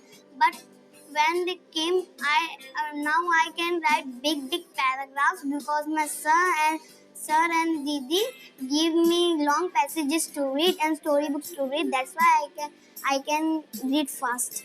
Well, I think the Teach for India fellows are going to be not just teachers, but also mentors of the students that they are going to teach.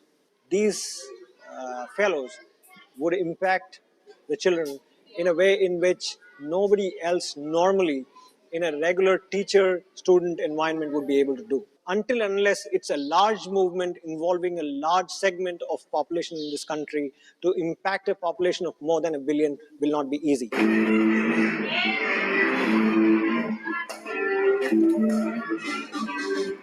Ravina has not only grown as a student, but even as an individual.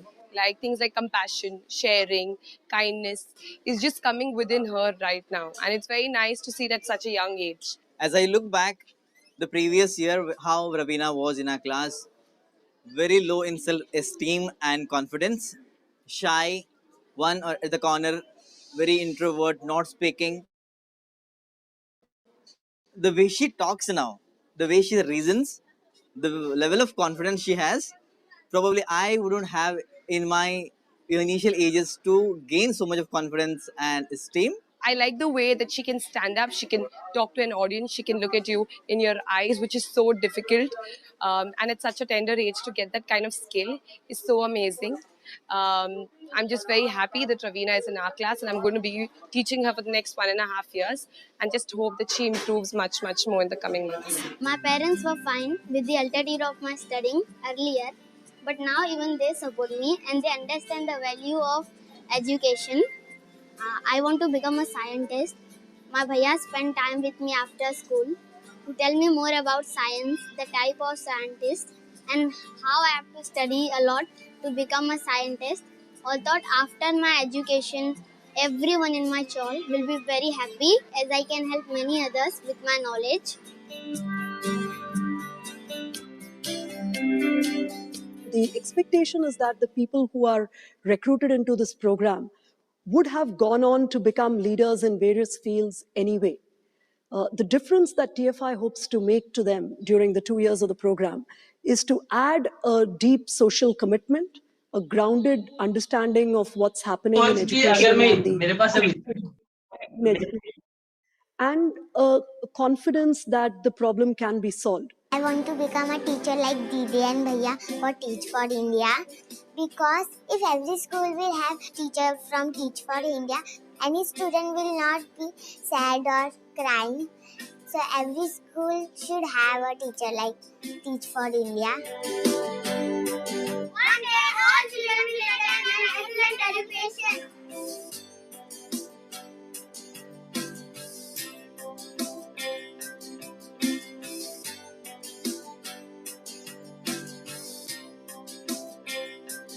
Yeah, that's it. Thank you.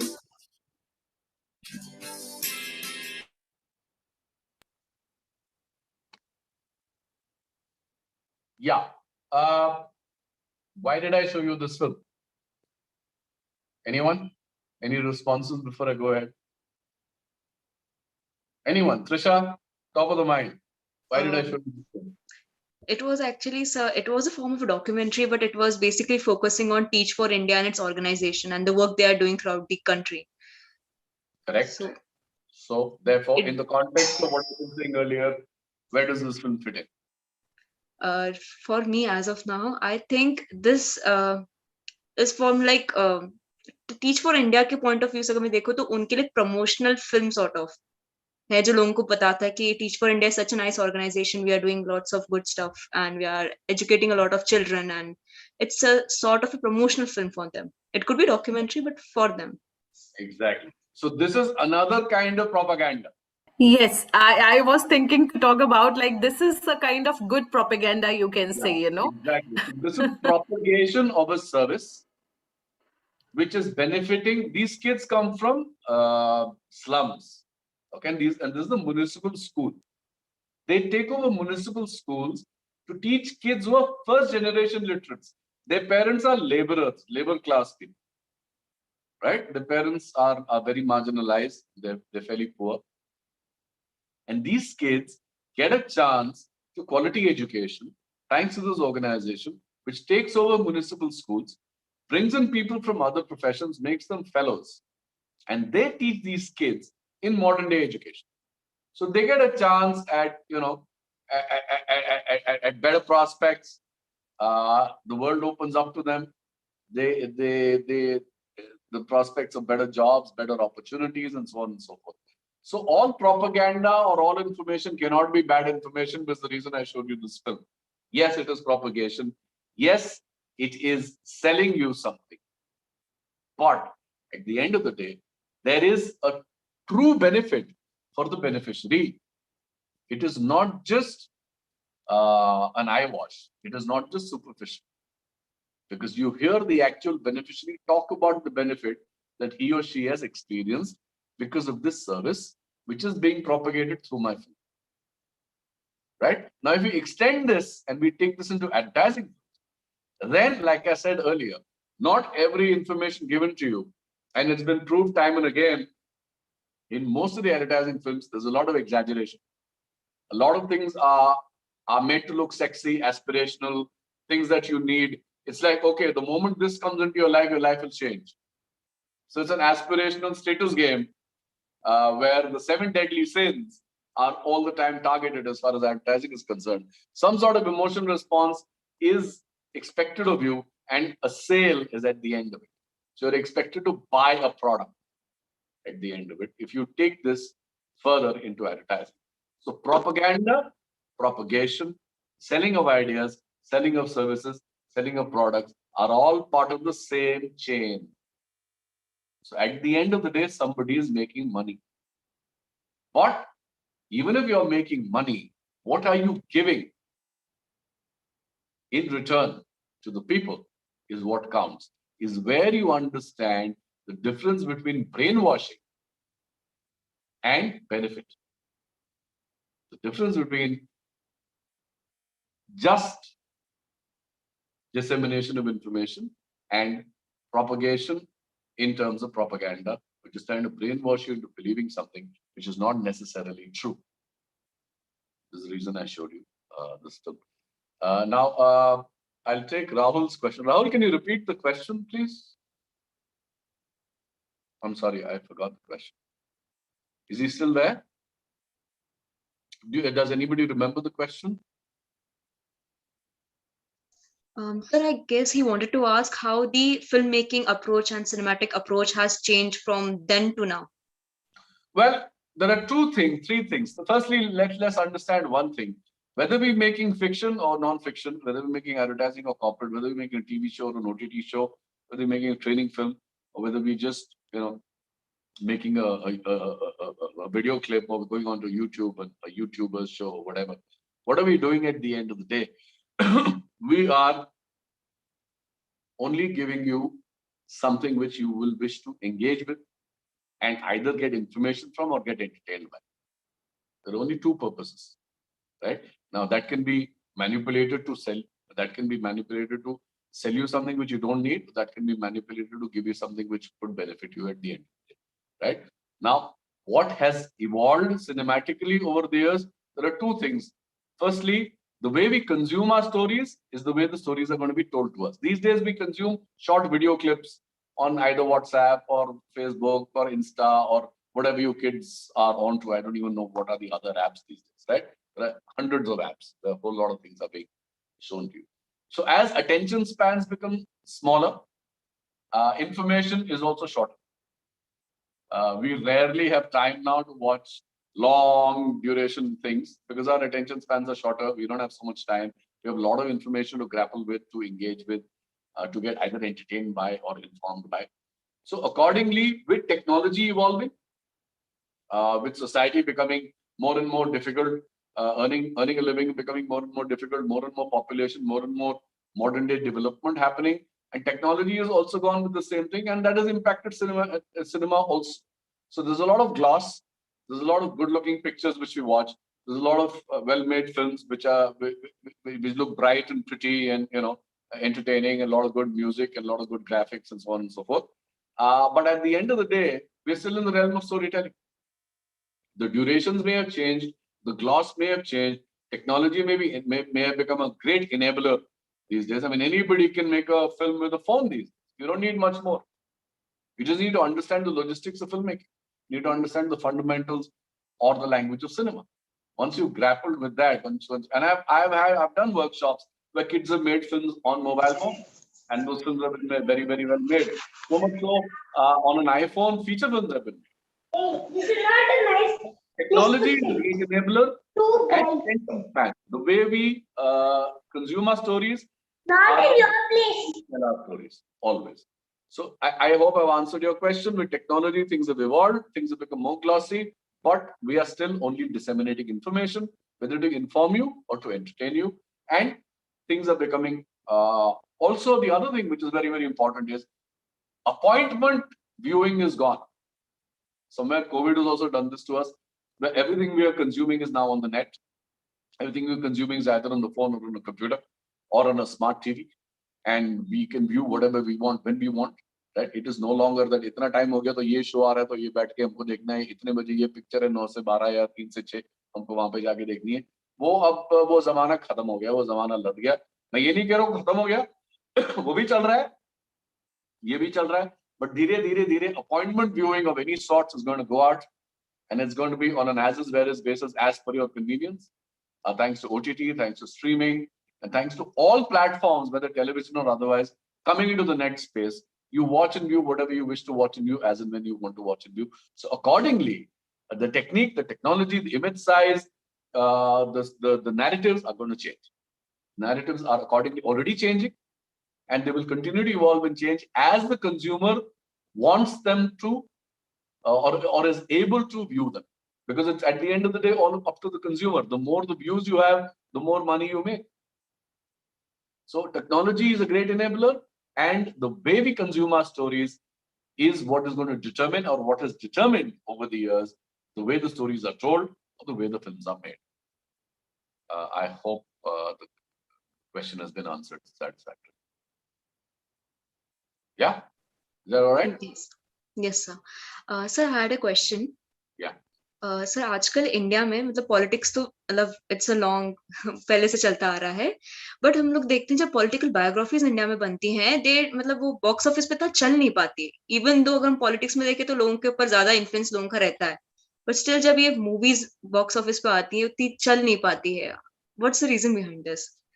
आप एक दो example दीजिए मेरे को, किस film की बात कर रहे हैं? So it can be a bit controversial, but अभी मोदी जी पे एक मूवी आई थी जो विवेक ओबरॉय ने उसमें एक्ट करा था मोदी जी के रोल में.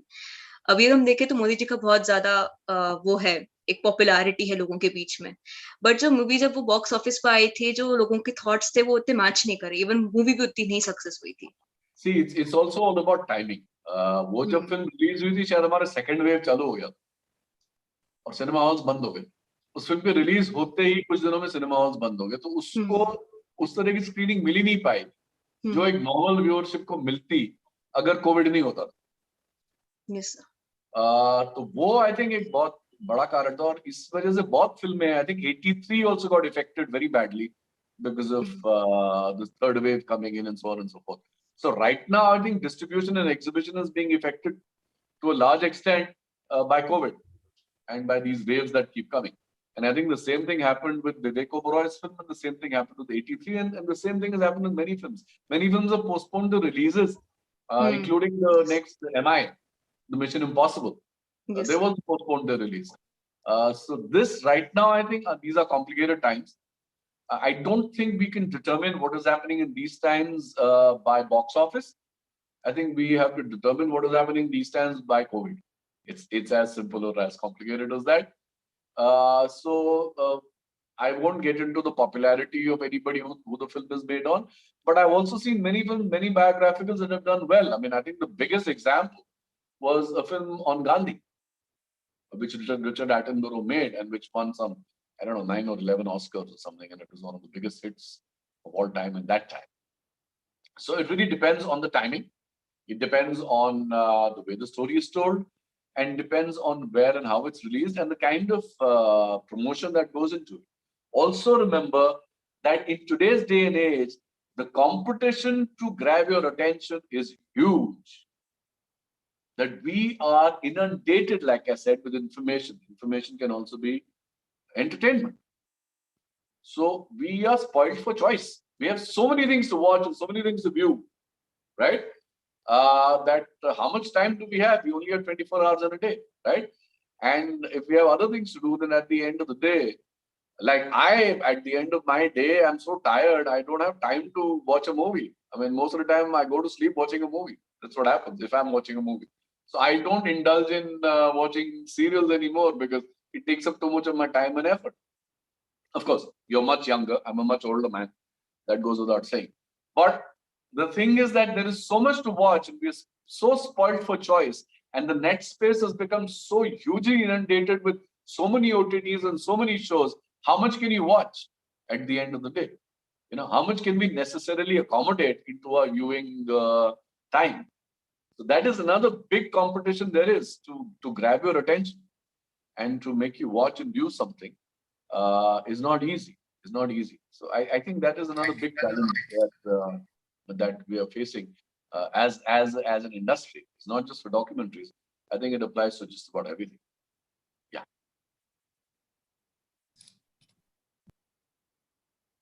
Anything else? Question?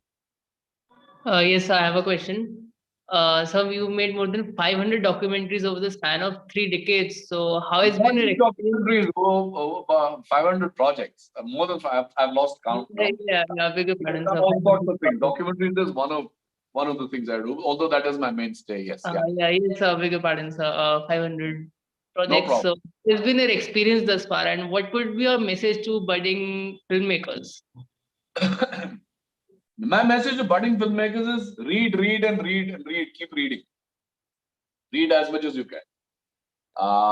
Be knowledgeable. Don't be informed. Information is only a byproduct of knowledge. It's not the other way around. Don't mistake information to be knowledge.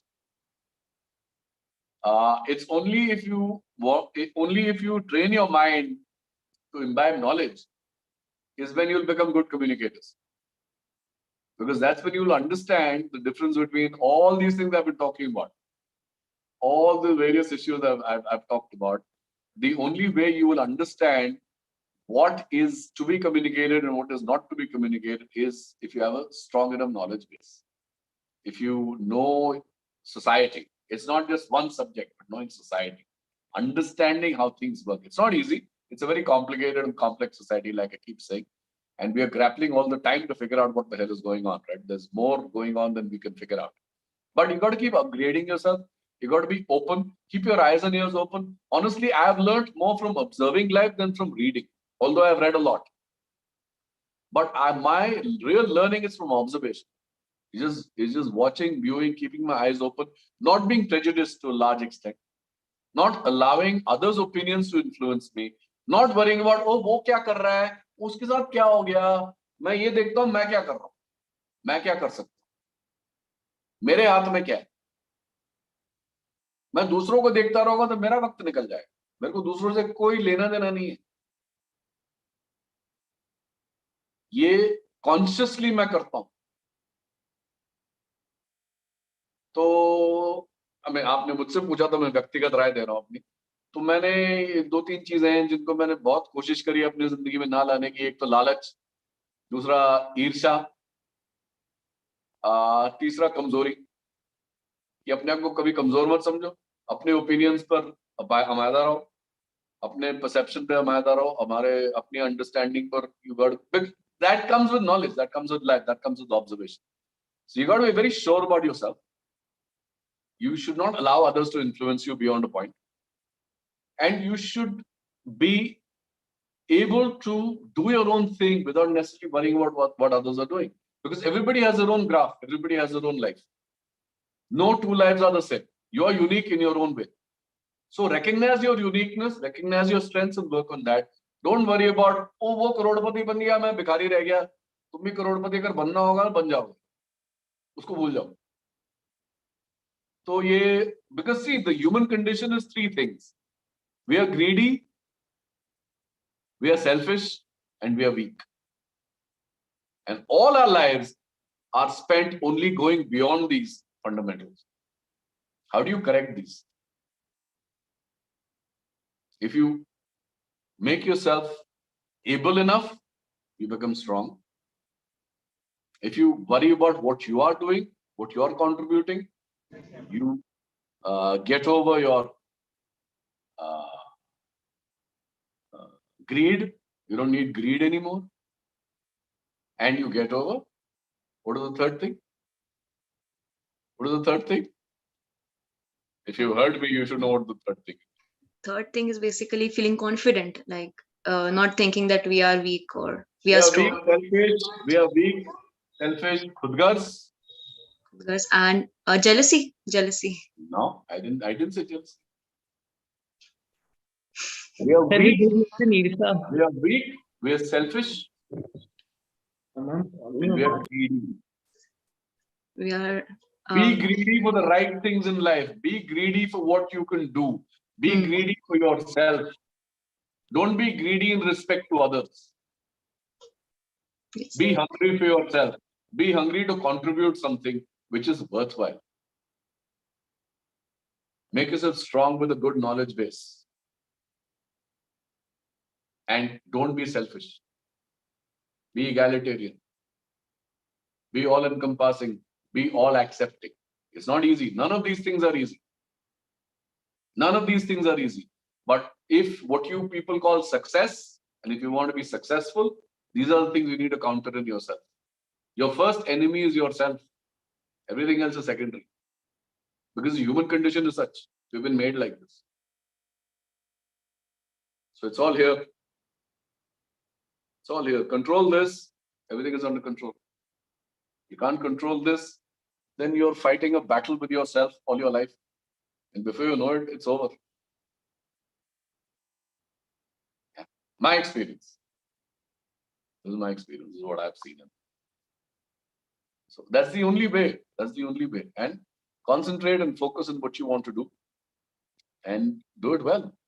To the best of your ability. I'm not saying I don't make mistakes. Of course, I made mistakes all my life. We all make mistakes. But that's the whole point. Learn from your mistakes and don't make it again. Don't repeat it. Try and do something other than making a mistake. And do it consciously. Don't be a bull in a china shop.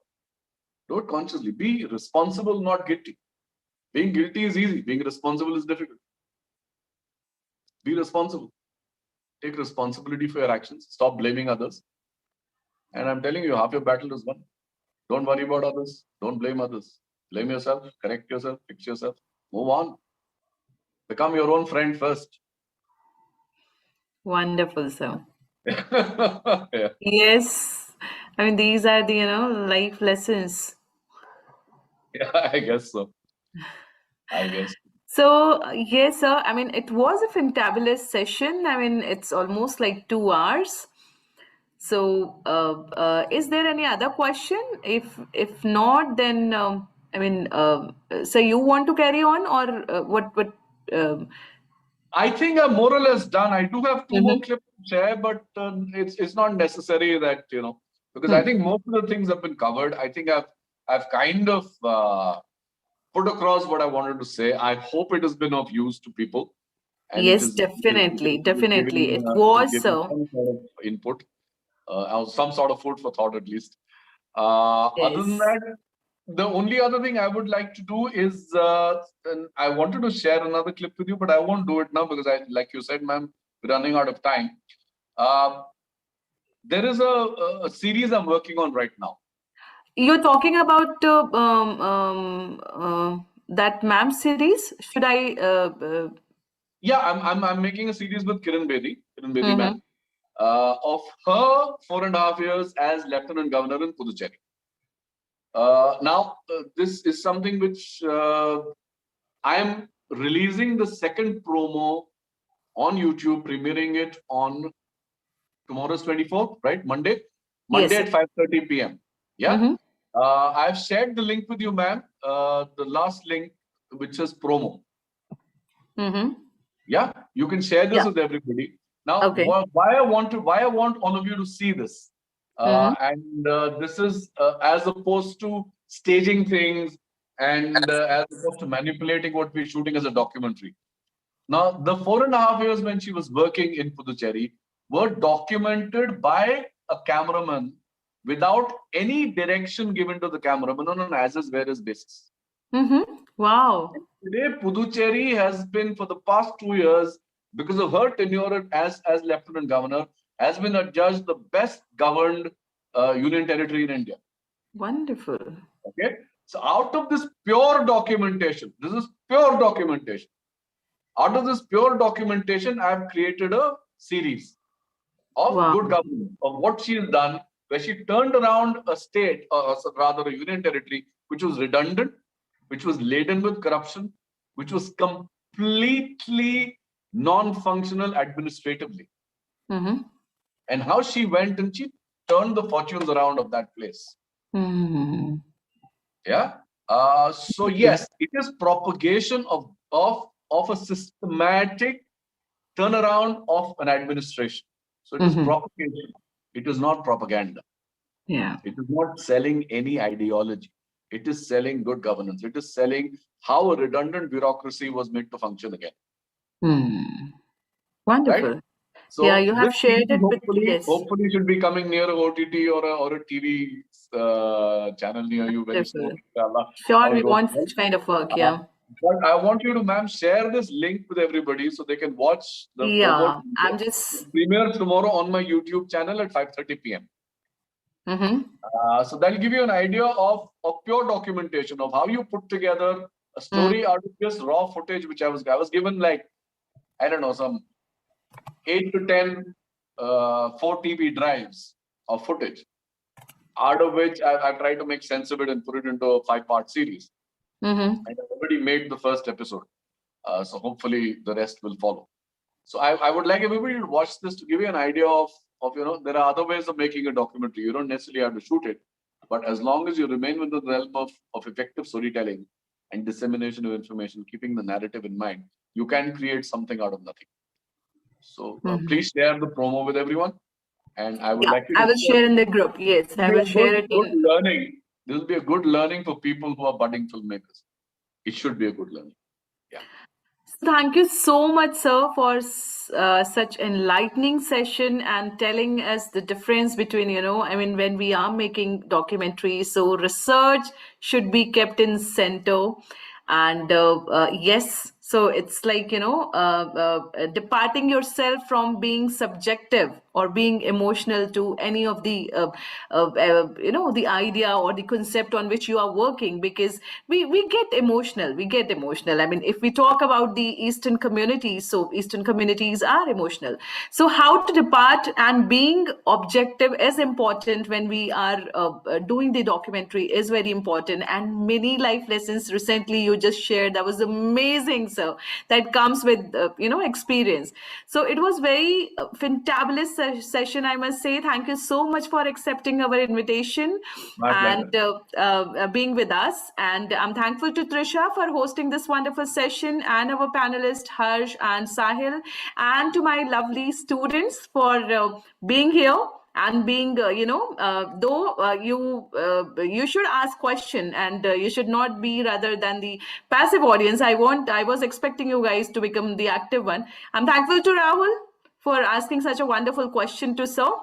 So thanks to everyone. And I'll request all the students to kindly stay back for the attendance. Thank you so much, sir. Thank you so much. Man. It was a pleasure, and I'm glad it was of use to people.